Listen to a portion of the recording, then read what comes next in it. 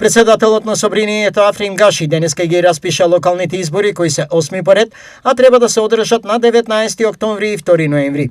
Гаши го потпиша решението за распишување на 8-те локални, согласно член 12 став 4 од изборниот законник, почитувајќи го рокот од 70 до 90 дена од распишување до одржување на изборите, информираа денеска од неговиот кабинет.